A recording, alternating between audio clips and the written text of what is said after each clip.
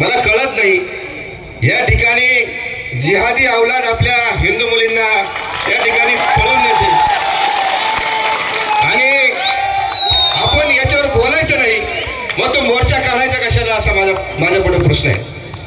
अहो, ही दहशत जर निर्माण झाली नाही तर या अवलादी हिंदू मुली आपल्या वारंवार पळून येते.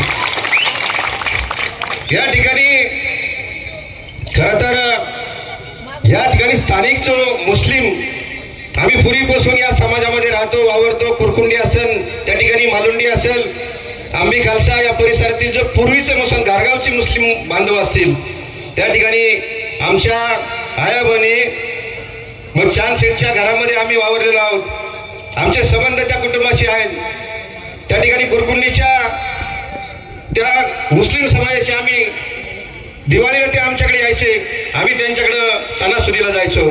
पण अशाही परिस्थितीमध्ये त्या ठिकाणी ज्या मी मुस्लिम बांधवांना सुद्धा विनंती करतो, आपण हे जे स्थानिक मुस्लिम आहेत हे चांगले आहेत, परंतु आपण आपल्या मुली पुणे, भिवंडी, मुंबई या ठिकाणी देता आणि त्या मुली पुन्हा 1 वर्षामध्ये आपल्या घरी येतात. हा इतिहास आहे, तपासून पहा. मी अनेक उदाहरण देईल.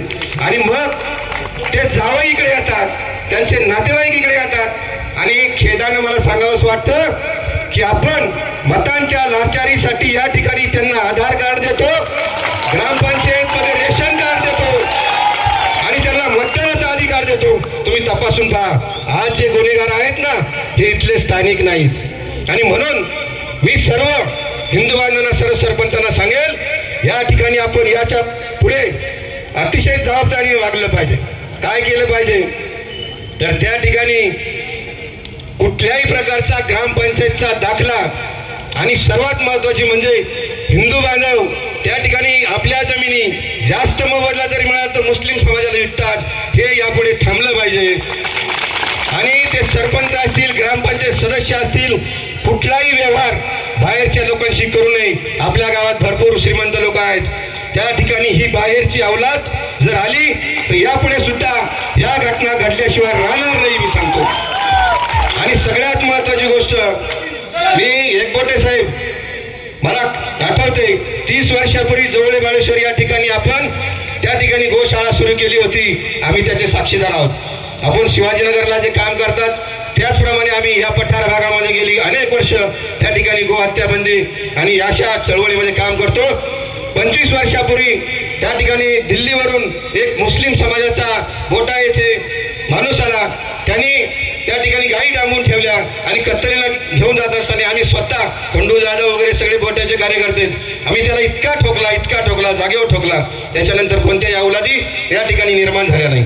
आणि म्हणून आपण खऱ्या अर्थानं मी या ठिकाणी अतिशय स्पष्टपणे सांगतो, पोलीस खात्याला मी आव्हान देतो की आपण सुद्धा या घटनांना जबाबदार आहात.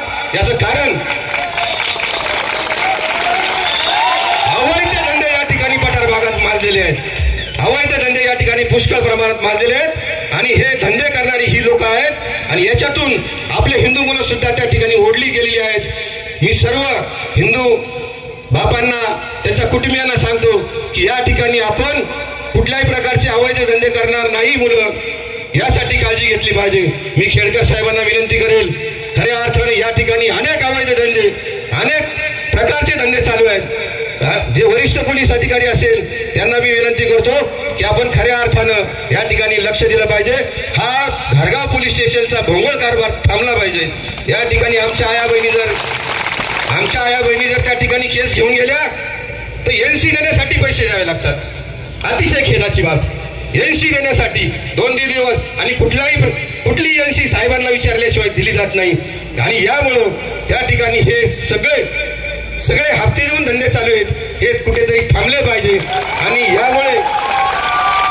यामुळे या अवलादी भोकळलेल्या आहेत, हे ध्यानात ठेवा. हे संपूर्ण आजचा दिवस आक्रोश मोर्चा हे नाही तर आपण कायम संघटित होऊन या अवलादी ठेसल्या पाहिजे. या भूमिकेशी मी आहे, यापूर्वी आम्ही ठेसलेल्या आणि इथून पुढे ठेसणार आहोत. म्हणून मी एवढंच बोलतो आणि थांबतो. जय हिंद, जय महाराष्ट्र. निपक्ष, रोखक तसेच सामाजिक, आर्थिक, राजकीय, शैक्षणिक, धार्मिक ह्या रोखक बातम्यांचा आढावा घेण्यासाठी आपल्या MH ऑनलाईनला नक्की सबस्क्राईब करा.